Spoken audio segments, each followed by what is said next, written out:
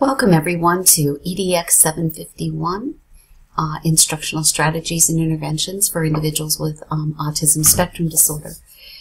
My name is Joanna Janka and I'm the instructor for this course.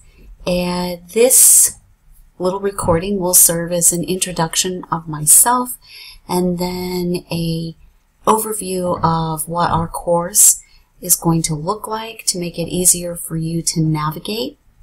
Hopefully you'll find this very, very helpful, especially if you're a first-time user of D2L or this is the first time you've taken an online course.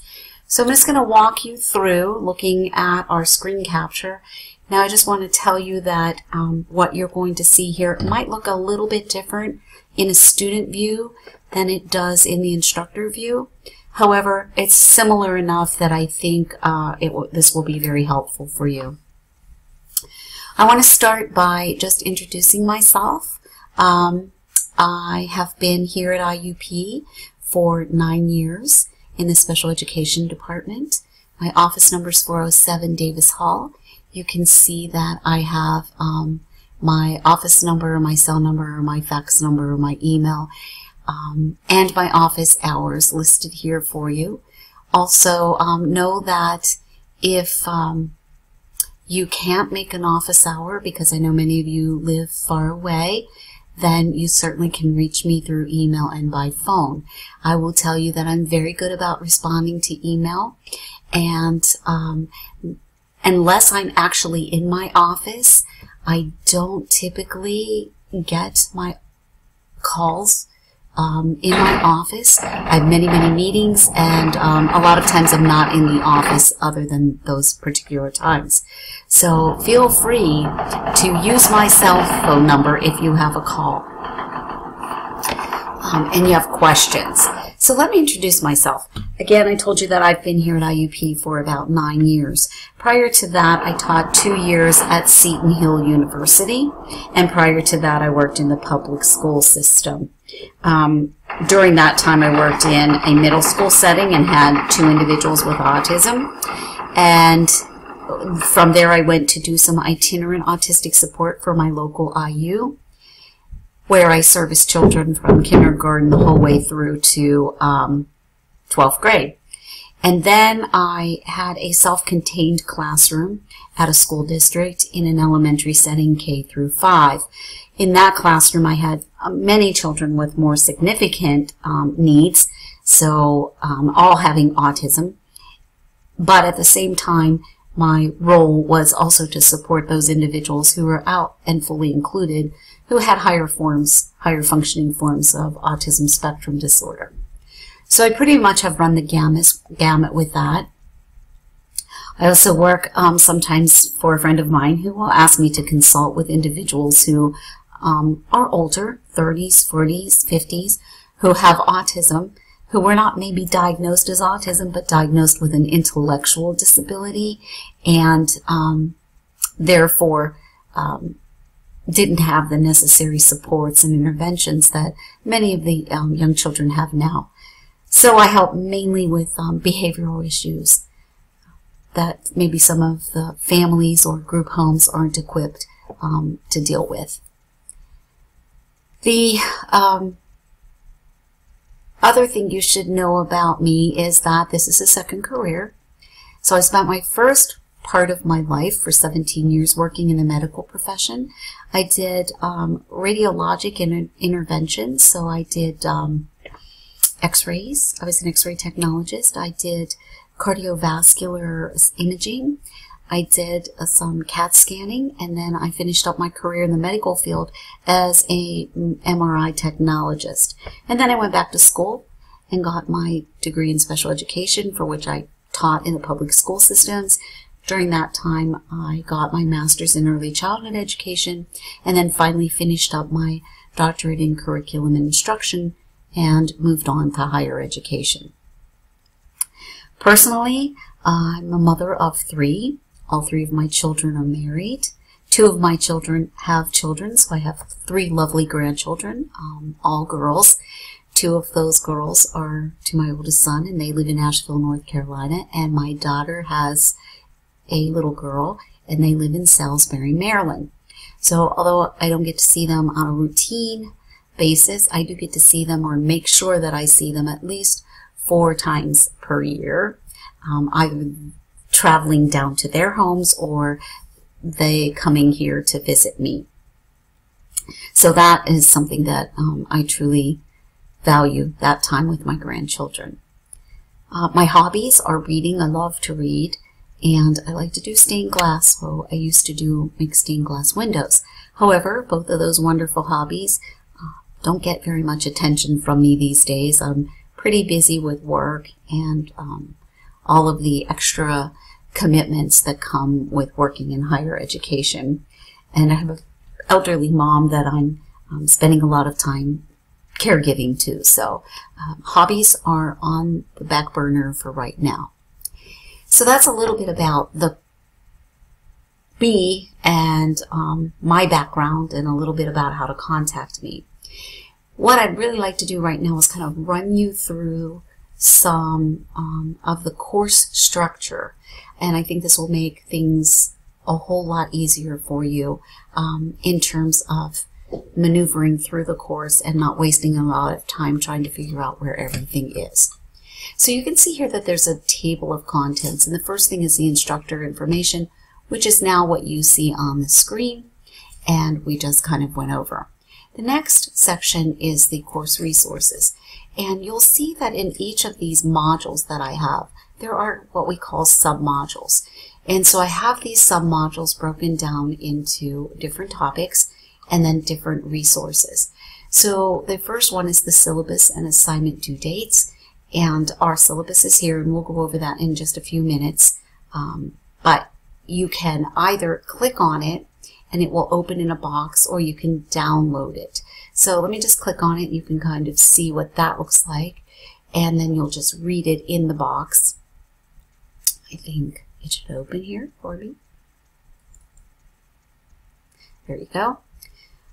So you can do it that way and read it this way, or even down here you can download it and it'll open externally in a Word document. So you can see how that looks.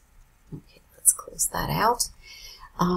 So the other thing that I have in there is an assignment chart with due dates. Now, I like to do this because I think it's easier to give you a nice quick snapshot of what's due when.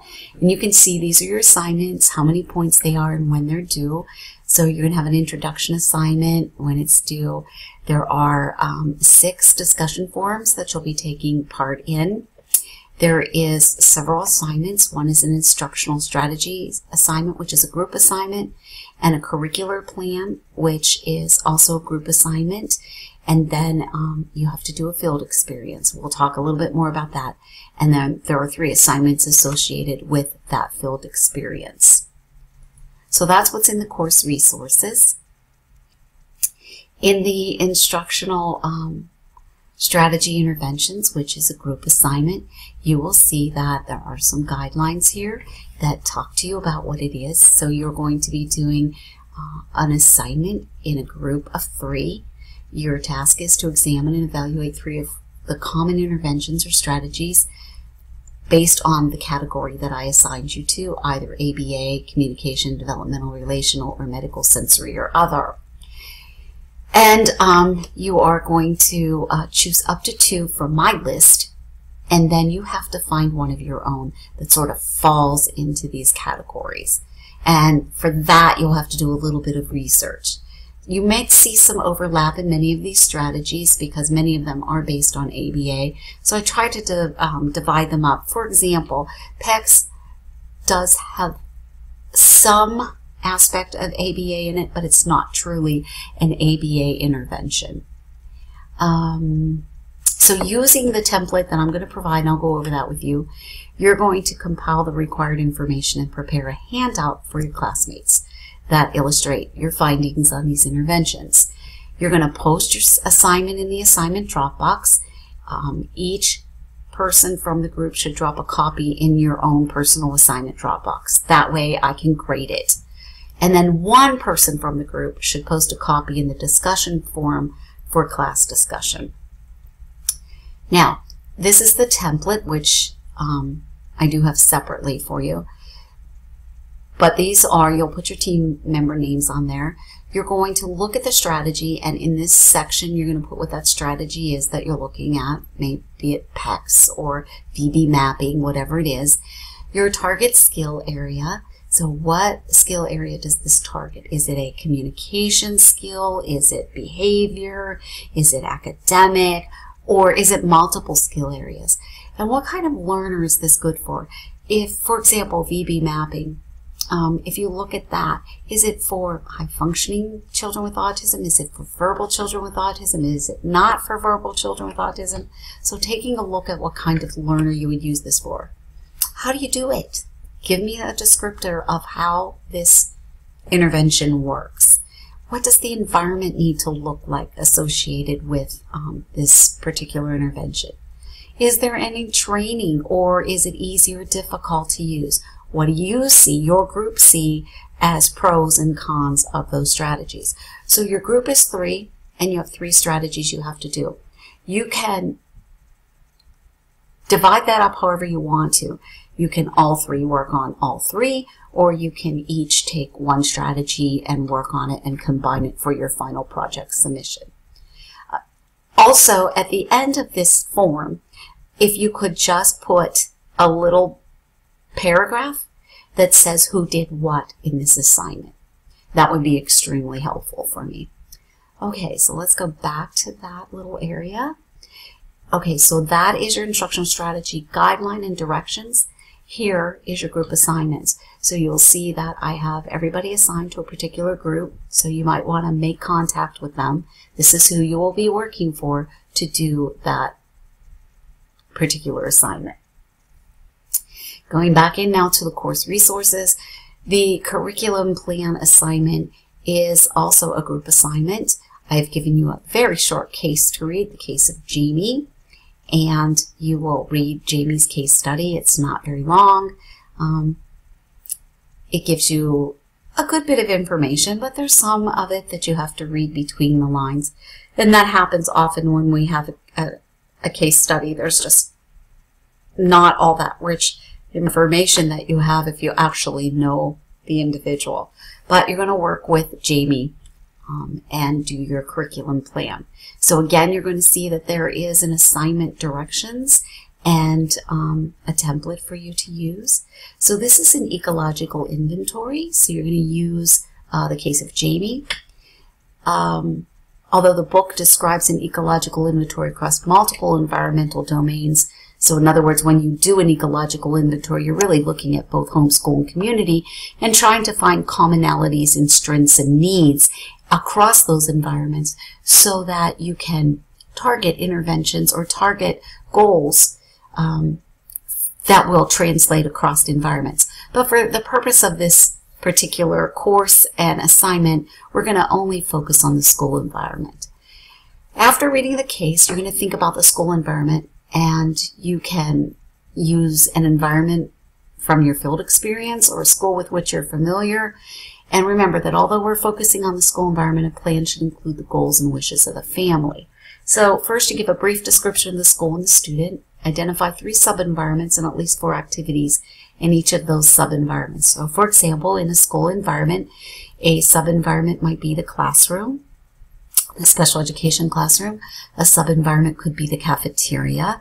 A sub-environment might be the gymnasium, the music class, the library. So there's multiple sub-environments in which you can look at, and then you identify 4 activities that might occur in those sub-environments. Once you've chosen the sub-environments, you're going to take in part 2 and look at just 2 of them. So maybe the classroom and maybe the cafeteria. So for each of those 2 sub-environments, then you're going to choose 3 or 4 activities you identified. And for each activity, you're going to do a task analysis. And then part 3, from your ecological inventory, complete your curriculum plan. Remember, it is important to choose both academic and functional goals. So, environmental domain, what is your school? Give a description of your school. Description of the student. So you're going to have to do this sort of ecological inventory with a child in mind.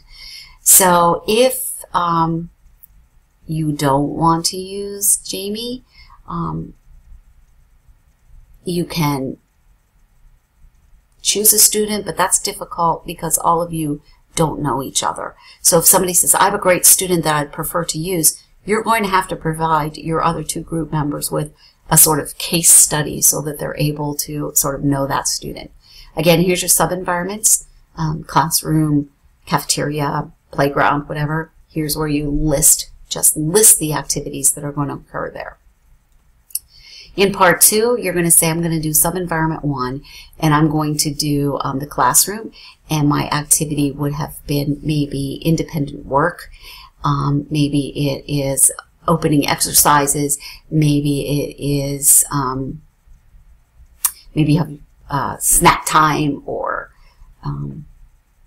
trying to think of some things that we would do, a particular math class or small group instruction or whole group instruction, something like that. And then you task analyze, what occurs in that activity. You'll do that for 2 of your sub-environments. And that's just kind of getting you to begin to think about an ecological inventory and how we start to choose really good goals and objectives for our students. And then you're going to just kind of do a curriculum planning guide. So you're going to look at an academic career goal area, and you're going to look at 2 of those. What academic goals might I be working on? What are some benchmarks or objectives? And when I am teaching this particular objective, what skills do I need to teach to meet that objective? And you will do that for 3 objectives for each goal area. What are some strategies you might use? How might you assess the student? What are any materials that you might need to have? Again, 2 academic goals and 2 functional curricular goals. And that's what you'll be working on in this particular assignment. And then finally, I do have your group assignments. You'll see that we're an odd number in our class, so sometimes there's a group of 4. Okay. So that's your curriculum plan assignment.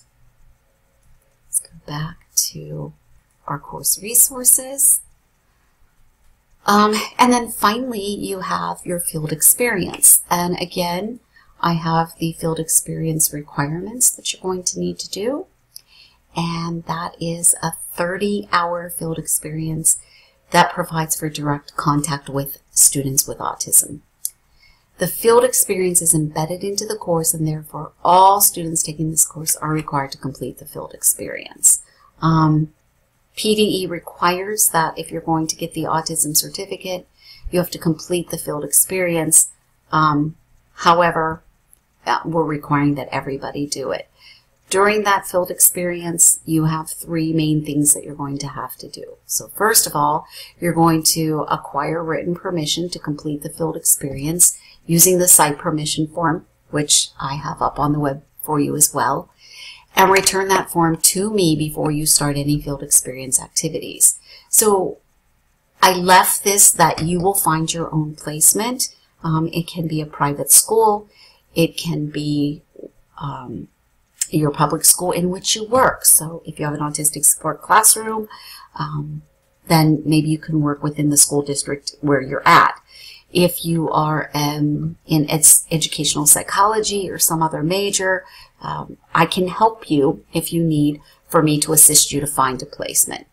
Now you have to do 30 total hours with 2 different students. So however you want to divide that, 15 and 15, 10 and 5, whatever works for you.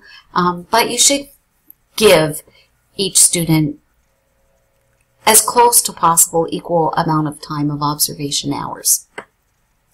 It can be, like I said, in a specialized setting across age and grade levels.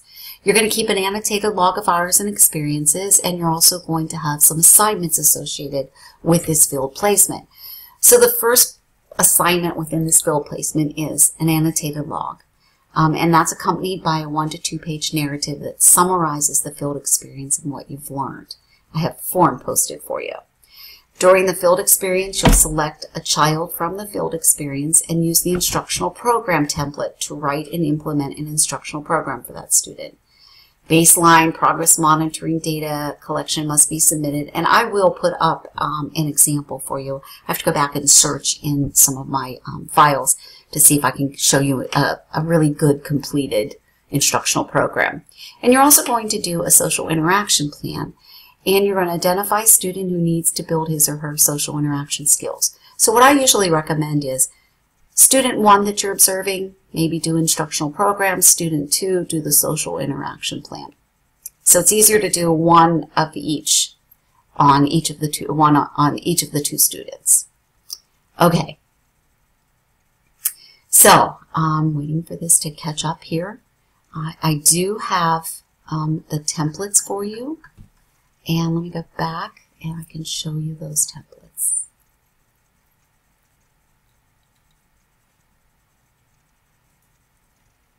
This is what the instructional program looks like. Give me an assessment of the characteristics. So it's basically a description of the individual. What is the, make sure you put the student's pseudo name, please, and your name so I know who did this. What are you targeting in your program? So what skill are you teaching, or what are you working on? So tell me a little bit about the student. Tell me why you're choosing to do this and what assessment you used to decide that that was important. What would be a content standard that you would be tying this program to? What are your objectives? Condition, student name, behavior, performance. What's the context? Where is this going to take place? What does this look like? Classroom setting arrangements, who's going to be involved, student seating, time of day, etc., anything. What materials are going to need for this? Maybe you're working in a classroom that does VB mapping. Are you going to be doing a trial or session during VB mapping? So that's the kind of thing that you would do. And then you're going to sort of describe what you do. Okay, so what does this look like when you sit down to work with the child? How do you get his attention? What kind of stimulus to begin the instruction? What kind of prompting do you do? What are the consequences or the rewards that you're going to be doing during those teaching? So I want a nice description of what your session with this child will look like. Are there any non-targeted information? So maybe you're not working, maybe you're working on an academic skill. But during that academic skill, you're also targeting some communication skills. You would put that in here. How are you going to collect data? You know, how are you going to show me? And that is a big key piece of everything, especially if you're looking at ABA or just in anything that we do. We need to keep good data. So don't just say observation. What does your data look like? How are you collecting it? Talk about that and then attach whatever, a data sheet and graphing that data. So at the end, you'll be providing me with data that shows me what you did. So you're going to attach that data collection sheet, and then I would like to see you take that data and graph it in some way. How are you going to maintain this? So I'm teaching Johnny this. Now, how do I make sure that Johnny doesn't lose this? How's he going to maintain this? How am I going to take this skill that I taught him and help him generalize it to another setting? And I have some things that will help you understand this a little more. And then anything that has to do with behavior. What if Johnny is a child who has tantrums?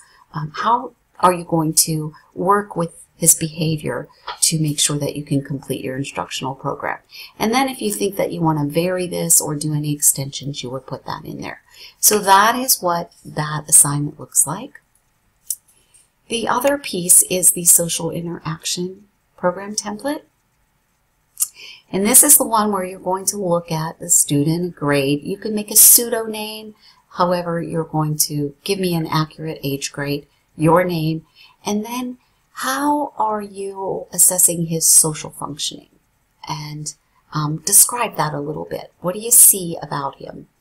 And then you're going to do some social skill objectives. And I asked you to do three social skill objectives. So this is what I'm working on. The way I'm going to work on it is with a group, maybe peer, maybe class-wide, maybe individual. And then skills needed to successfully reach the objective. So what are you going to teach him or her? So what are the skills you're actually teaching for this objective? How might you do that? Are you going to use scripting, social stories, video modeling? What kinds of things are you going to do? And then you're just going to repeat that. You're going to give me 3 different skills that you're going to be working on with this individual. Now let me pull this field experience requirements up again because I think, all right, so I see that I have to put in my, which I didn't do for you yet, but I will put in what the annotated log looks like, okay? All right, and then I have a couple of rubrics for you. This is how I will be evaluating your forum discussions, and this is the instructional program rubric. And I will be adding 2 more rubrics to that. I will add one for the social interaction program and for the overall annotation and 1 to 2 page narrative. So you'll see those be popping up in here soon. Okay. After you get through this particular module, which is the course resources, you'll see that I have your instruction actually broken down into 6 modules.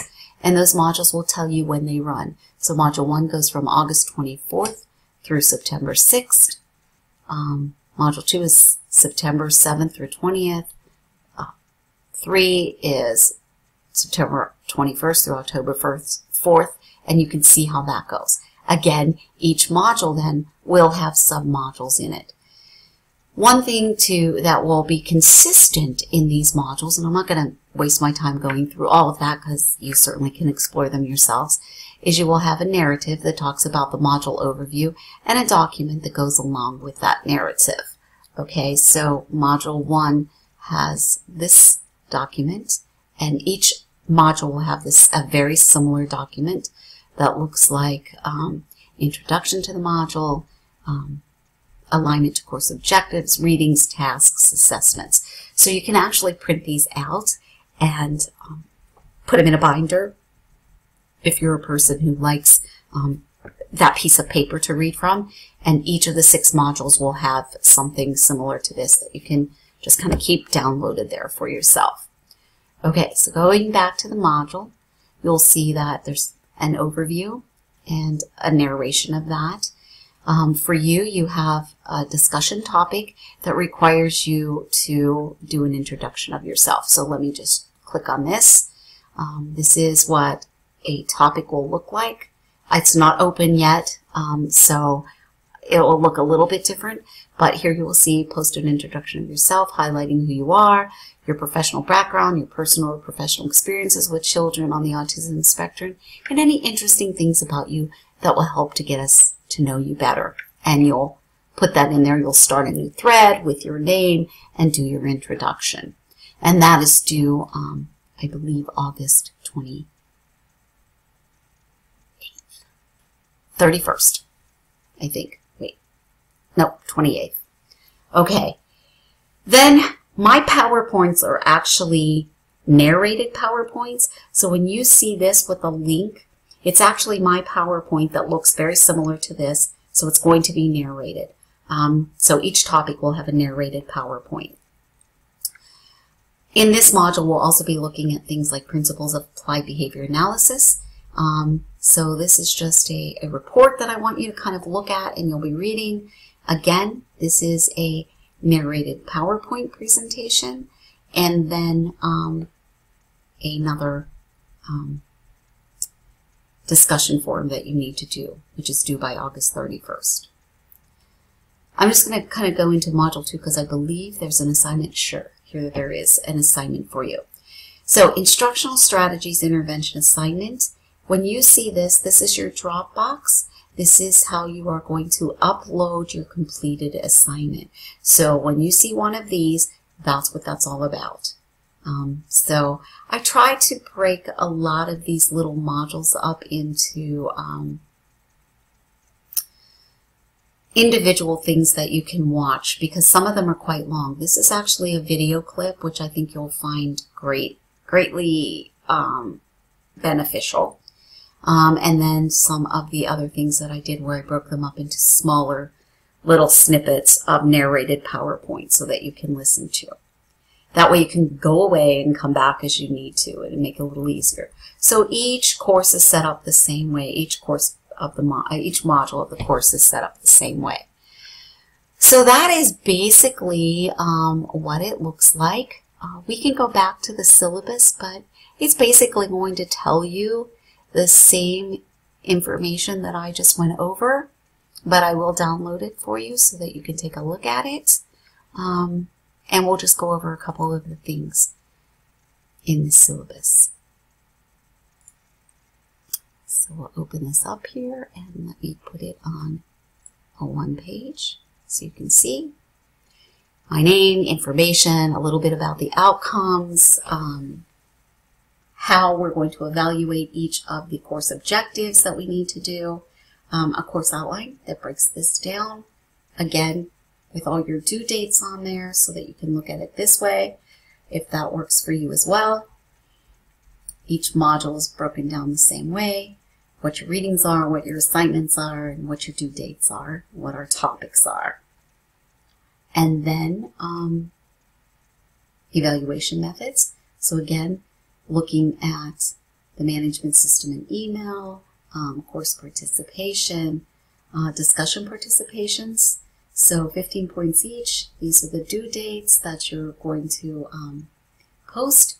You're going to be evaluated not only on your insightful posting to my prompt, your response to my prompt, but also you need to respond to at least 2 others' responses as well, so that we have that back and forth interaction that we need that so richly helps us learn. Because I'm going to learn from you as much as you're going to learn from me, and we're going to learn from each other. And then you can take a look at evidence-based strategies, intervention. So I went over that for you, but again, this is just sort of an abbreviated version of that. The grading scale, the final grade will be computed as follows. So that's the points. Here is my grading. What my A looks like, a B, a C, a D, which is not permitted in graduate school, and an F. And again, this, which I have posted for you as a separate document so that you can see all of the assignments, all of the point values, and all of the due dates. Just a little bit about the text. This is the text that's required.